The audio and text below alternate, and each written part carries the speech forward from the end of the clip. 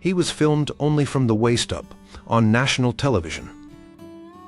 He was called Elvis the Pelvis by shocked journalists.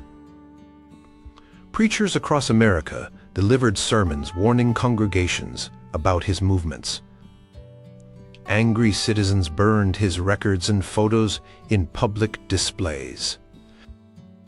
His performances sometimes caused audience members to faint or rush the stage in uncontrolled excitement. TV executives debated whether his gyrations were too suggestive for family viewing. Critics compared his stage act to burlesque shows. He became a symbol of youthful rebellion, partly just because of how he moved his body while singing. The reactions were intense, immediate, and spread across the globe. Number 10. The Louisiana Hayride swanger.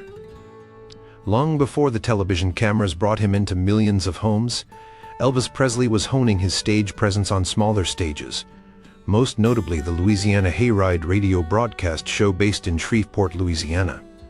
Starting in 1954, these early performances were where Elvis began to fuse the sounds of country blues and gospel with a physical energy that was completely new to audiences accustomed to staid country singers. Eyewitness accounts and early photographs tell the tale. He wasn't just standing there singing. He'd gripped a microphone stand, sometimes leaning into it, sometimes pushing it away. His legs, initially perhaps nervously, started to shake almost uncontrollably, keeping time with the driving rhythm of songs like "That's All Right" or "Blue Moon of Kentucky." This wasn't choreographed. It felt spontaneous, a physical manifestation of the music taking over. He'd jerk his knees, pivot on the balls of his feet, and swing his guitar around, often playing it less as an instrument and more as a prop that accentuated his movements. Audiences, particularly younger members, reacted with a mixture of surprise and exhilaration. They hadn't seen anything like it. The energy was palpable. He'd shift his weight, point, gesture, and use the entire stage. These hayride shows were crucial incubators. They allowed Elvis to test what worked, to see how audiences responded, and to build the confidence that would soon explode onto the national scene. The moves weren't as overtly provocative as they would become, but the foundation was there. The energy, the rhythm made visible, the hint of rebellion in his very posture. He connected with the audience through this physicality, making the music a full-body experience. Reporters covering the hayride noted the unusual audience reactions, the screams and shouts that greeted his appearances, setting him apart from the other performers on the bill. It was raw, untamed, and utterly captivating, a preview of the cultural storm about to break. The Hayride wasn't just a radio show. For Elvis, it was a launching pad and a laboratory for electrifying movement. Number 9. The first Milton Berle shockwave, April 3, 1956. Elvis Presley's first appearance on Milton Berle's Texaco Star Theater, broadcast live from the deck of the USS Hancock aircraft carrier in San Diego, was a pivotal moment. This wasn't the small stage of the Louisiana Hayride. This was major network television reaching millions of American homes simultaneously. Elvis performed Heartbreak Hotel and Blue Suede Shoes. While previous TV appearances had been more restrained, here Elvis seemed to hold less back. During Heartbreak Hotel, his signature leg began to quiver, his body swayed, and he used a microphone stand almost as a dance partner. But it was during Blue Suede Shoes that the real electricity hit the airwaves. He stomped, he swiveled his hips, he pointed, he sneered playfully. The camera, unlike later notorious instances, captured much of this full-body performance. For a large portion of the American public, this was their first real look at the physical phenomenon that was Elvis Presley. The reaction from the live audience, largely composed of Navy personnel and their families, was enthusiastic, with screams audible on the broadcast. However, the reaction from critics and certain segments of the viewing public was markedly different. Newspapers the next day carried reviews expressing bewilderment and, in some cases, disapproval. Terms like gyrations started appearing frequently in relation to his performance. People wrote letters to the network and to Berle himself, some praising the energy, others condemning the perceived suggestiveness. It was the start of a national conversation and controversy about Elvis's performance style. He wasn't just singing rock and roll, he was embodying it in a way that challenged the norms of the era. This Berle appearance put the visual aspect of Elvis front and center, demonstrating that his appeal wasn't just his voice or his songs, but the uninhibited way he moved. It electrified his growing fan base and simultaneously alarmed conservative elements of society, setting the stage for even bigger reactions to come. The shock wasn't just the moves themselves, but their broadcast into living rooms across the nation. Number 8. The infamous Hound Dog on Milton Berle, June 5, 1956. If the first Milton Berle appearance caused ripples, the second unleashed a tsunami of controversy. Performing live from NBC's Hollywood studio, Elvis closed his set with a performance of Hound Dog that would become legendary for its impact and the backlash it generated. This wasn't the fast-paced version that would become the hit single. Instead, Elvis delivered a slower, bluesier, grinding rendition, and the movements matched the tempo. He leaned forward, hips swiveling deliberately, almost teasingly. He gestured dramatically, with his arms pointing, beckoning, and then jerking back. The camera stayed on him, capturing the intensity. The most talked-about moment came near the end of the song. Elvis dropped to one knee, then extended his movements across the floor, his body undulating with the rhythm. He used sharp, punctuated stops and starts, building tension. The studio audience erupted in screams, a wave of sound clearly audible over the music. Milton Berle himself seemed amused, but also slightly taken aback by the sheer intensity. The reaction outside the studio, however, was swift and overwhelmingly negative from many quarters. Critics lambasted the performance. Jack Gould of the New York Times called him an unutterable bore, displaying suggestiveness characteristic of the burlesque runway. Ben Gross of the New York Daily News described it as tinged with the kind of animalism that should be confined to dives and bordellos. Religious leaders condemned it from pulpits. Parent groups expressed outrage. The nickname Elvis the Pelvis exploded in the media, used derisively by detractors. This performance, more than any other single event up to that point, cemented Elvis's image as a controversial figure and a threat to established morals. The sheer physicality, the overt hip movements, the floor work, it was unlike anything mainstream audiences had ever seen on television. It electrified his young fans, who saw it as exciting and rebellious, but it horrified many adults, leading directly to attempts to tone down his act on subsequent television appearances.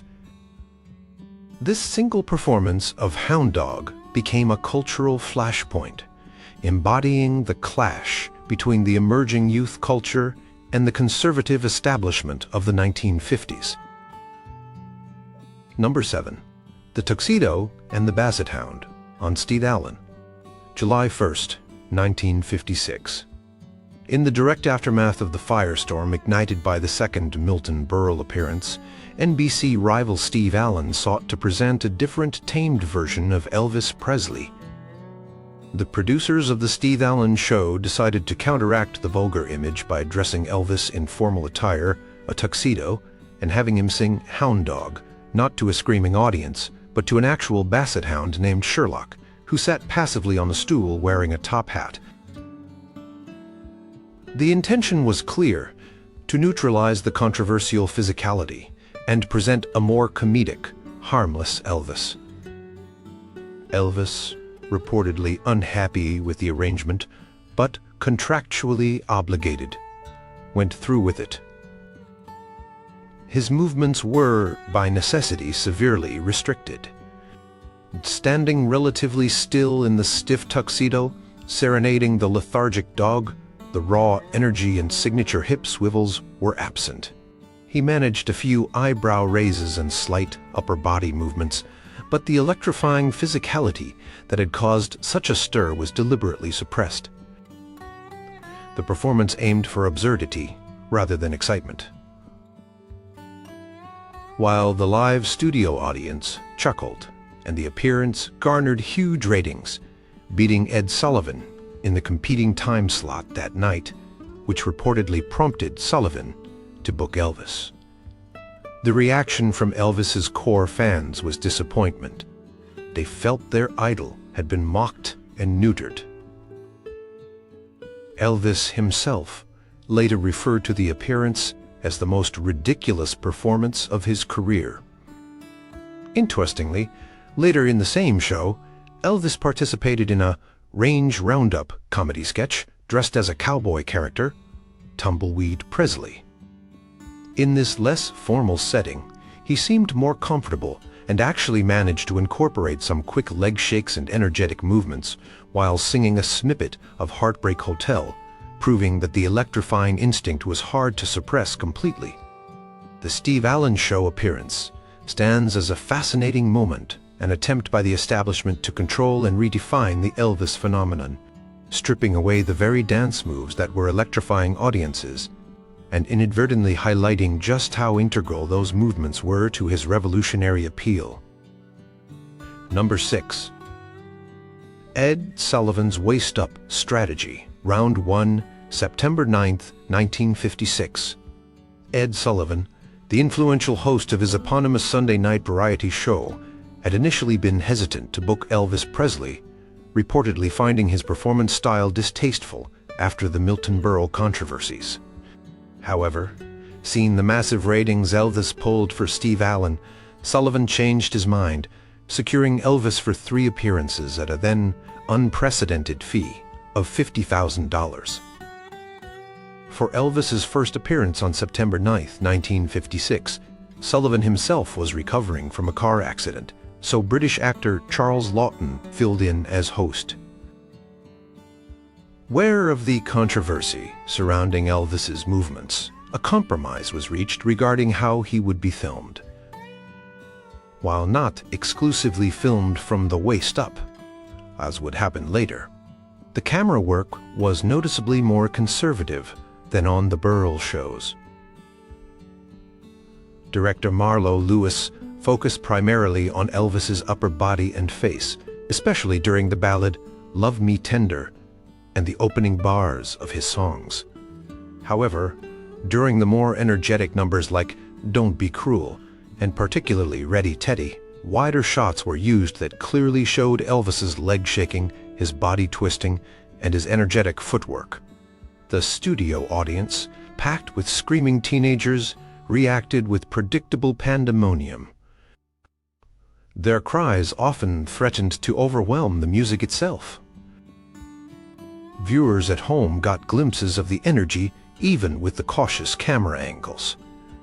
The broadcast was a ratings phenomenon, capturing an estimated 82.6% of the television audience, translating to roughly 60 million viewers, the largest single audience for any television program up to that time. Despite the attempts to mitigate the visual impact, the sheer energy radiating from Elvis was undeniable. The performance further solidified his superstardom and proved his immense drawing power. While the waist-up edict wasn't fully implemented yet, this first Sullivan show marked the beginning of network television actively trying to manage and contain the electrifying effect of Elvis's dance moves, acknowledging their power while simultaneously attempting to shield audiences from their full controversial impact. Number 5. The famous Waist Up Only, Ed Sullivan Show, January 6, 1957. This third and final appearance on The Ed Sullivan Show became arguably the most famous television censorship incident in rock and roll history. Following continued public debate and pressure after Elvis's first two Sullivan appearances, the second featured slightly more full-body shots again, reigniting some complaints. Ed Sullivan himself gave explicit instructions to his CBS television crew: film Elvis Presley only from the waist up. For the entire duration of his performance on January 6, 1957, the cameras meticulously framed Elvis from the torso upwards. He performed a medley including Hound Dog, Love Me Tender, and Heartbreak Hotel, followed later by Too Much, When My Blue Moon Turns to Gold Again, and importantly the gospel song Peace in the Valley. Despite the severe visual restriction, Elvis delivered an incredibly powerful performance. Unable to rely on his signature hip swivels and leg shakes being seen by the home audience, he channeled that energy into his upper body, his facial expressions, and his vocal delivery. He snapped his head, shrugged his shoulders, gestured emphatically with his arms, and poured emotion into his singing. The intensity was still palpable, even through the limited frame. The live studio audience, witnessing the full performance, screamed and reacted just as wildly as ever, providing an auditory track of the excitement the home viewers were only partially seeing. Millions watched, glued to their sets, aware of the censorship, but still captivated by his charisma. At the end of the performance, Ed Sullivan publicly addressed the controversy, and Elvis himself, standing beside the singer, Sullivan told the audience, "This is a real decent fine boy. We've never had a pleasanter experience on our show with a big name than we've had with you."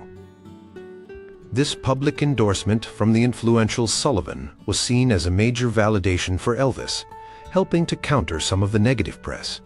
Yet, the waist-up-only edict remains a stark example of how profoundly Elvis's dance moves had shaken the cultural establishment, forcing the most powerful show on television to physically limit the view of his electrifying performance. Number 4. The iconic Jailhouse Rock Dance sequence, 1957. Moving from the live television stage to the silver screen, Elvis Presley delivered one of the most iconic and influential dance sequences in film history in his third movie, Jailhouse Rock.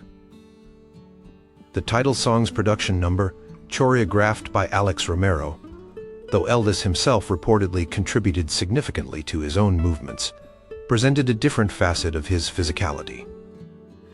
Unlike the seemingly spontaneous eruptions of energy on stage, this was carefully planned and executed choreography, designed for maximum visual impact within the stylized prison set. Dressed in the iconic black and white striped inmate uniform, number 6240, Elvis leads a group of fellow prisoners in a dynamic routine.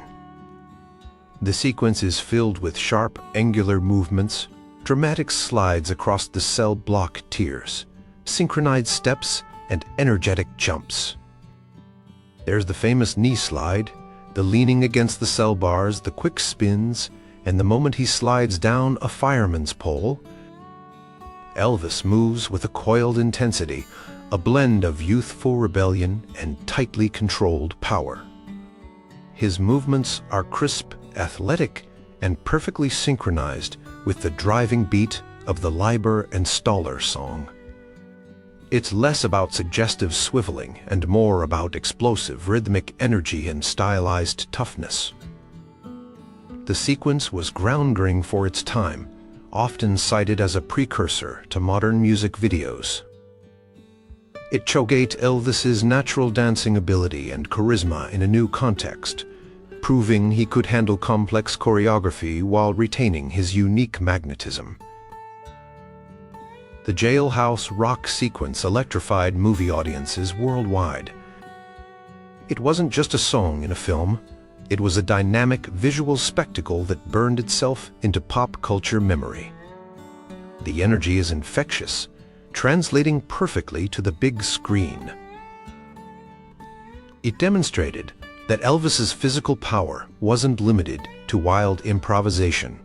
He could also deliver a precisely crafted, unforgettable dance performance that remains celebrated decades later. This sequence captured a different kind of electricity, the power of choreographed cool. Number 3. The Black Leather Resurrection, the '68 Comeback Special. After spending much of the 1960s making a string of formulaic Hollywood movies, Elvis Presley returned to live performance with a vengeance in a television special originally titled Elvis, broadcast on NBC on December 3, 1968. Now widely known as the '68 Comeback Special, it was a phenomenal success that revitalized his career and reminded the world of his raw, electrifying power. A key part of the special featured Elvis, clad head to toe in iconic black leather, performing in an intimate, informal, in-the-round setting with his original bandmates Scotty Moore and DJ Fontana, plus others. Stripped bare of movie costumes and elaborate sets, Elvis prowled the small stage like a caged panther. The years away hadn't diminished his energy. If anything, they seemed to have concentrated it. He was intense, focused, and sweating profusely under the hot lights. His movements were sharp, primal, and utterly commanding. He revisited his classic hits like Heartbreak Hotel, Lottie, Miss Claudie, and One Night with a renewed ferocity. He lunged, sneered, pointed, dropped to his knees, and interacted playfully and powerfully with the small, ecstatic audience surrounding the stage. There were hints of the karate movements that would become more prominent later, adding a dangerous edge to his physicality. He gripped the microphone, his knuckles white, pouring every ounce of energy into the performance. The black leather outfit itself seemed to amplify the raw, slightly dangerous sensuality of his movements. This wasn't the boyish rebel of the '50s. This was a mature, powerful performer reclaiming his throne. The electricity in the room was overwhelming, captured brilliantly by the television cameras. Audiences watching at home were mesmerized. The special was a critical and ratings triumph, proving Elvis still possessed the unique charisma and physical magnetism that had made him a star. The black leather segments in particular showcased a raw, untamed energy, a resurrection of the electrifying stage presence that had been missing during his Hollywood years. Number 2. Las Vegas Jumpsuits and Karate Chops, 1969 to 1977. Following the massive success of the '68 Comeback Special, Elvis launched the next phase of his career, headlining in Las Vegas. Beginning with a record-breaking engagement at the International Hotel in July 1969, Elvis redefined the Vegas residency. These weren't just concerts, they were spectacular productions, featuring a large orchestra, backup singers, the Sweet Inspirations and the Imperials, his powerful TCB, Taking Care of Business Band, and Elvis himself center stage, often clad in elaborate custom-designed jumpsuits. While the hip swiveling of the '50s was less pronounced, his stage movements remained a crucial part of the show's electricity. He developed a unique stage style, that incorporated his long-time passion for karate. Deep lunges, dramatic high kicks, blocking movements, and sharp chopping hand gestures became integrated into his performances, particularly during instrumental breaks or dramatic crescendos in songs like Suspicious Minds or Polk Salad Annie.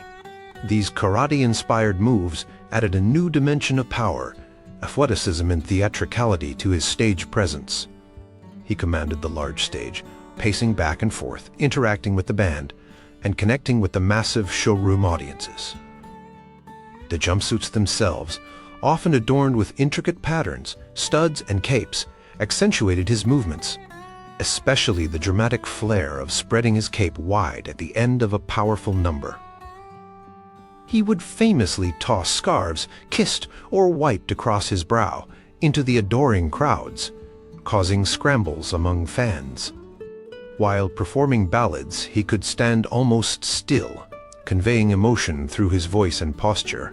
But during the rock and rhythm numbers, the energy exploded. He'd crouch, point, spin, and drop to one knee, pouring sweat, giving everything to the performance. These Vegas shows, which continued until shortly before his death, were legendary for their energy and showmanship. The combination of powerful vocals, a dynamic band, spectacular outfits, and Elvis's unique blend of rock and roll swagger and martial arts movements kept audiences electrified night after night, cementing his status as the undisputed king of Las Vegas entertainment. Number 1. Hello from Hawaii, Global Satellite Spectacle, January 14, 1973. This was Elvis Presley on a truly global stage, broadcast live via satellite from the Honolulu International Center Arena, now the Neil S. Blaisdell Arena. Aloha from Hawaii via satellite was the first live concert broadcast internationally by a solo entertainer, reaching an estimated audience of over 1 billion people across more than 40 countries. Though estimates vary, the impact was undeniably massive. For this landmark event, Elvis was at the peak of his Las Vegas era showmanship. He strode onto the stage in the iconic white American Eagle jumpsuit, adorned with patriotic symbols and weighing a considerable amount. Backed by his full orchestra and TCB band, he delivered a performance radiating confidence and charisma. The sheer scale of the production was immense, but Elvis remained the undeniable focal point. His movements were grand, theatrical, and perfectly suited for the historic occasion. He used the entire stage, incorporating his signature karate stances and movements during high-energy songs like CC Rider, Steamroller Blues, and Burning Love. The dramatic cape flourishes, the powerful lunges, the pointing gestures, everything was amplified for the cameras and the global audience. He connected with the live audience in Honolulu, tossing dozens of scarves to eager fans, a ritual that had become a staple of his concerts. Even during quieter moments, like his renditions of I'll Remember You or What Now My Love, his stage presence was magnetic. The concert culminated with a powerful performance of an American Trion and a heartfelt Can't Help Falling in Love, ending with the famous drop to one knee and the dramatic cape spread. The electricity of this performance wasn't just felt in the arena. It crackled through television screens worldwide. It showcased Elvis as a global superstar, a master showman whose physical energy and unique stage movements could captivate an unprecedented international audience. Aloha from Hawaii cemented his legendary status, presenting the ultimate evolution of his electrifying performance style, polished, powerful, and broadcast to the entire planet.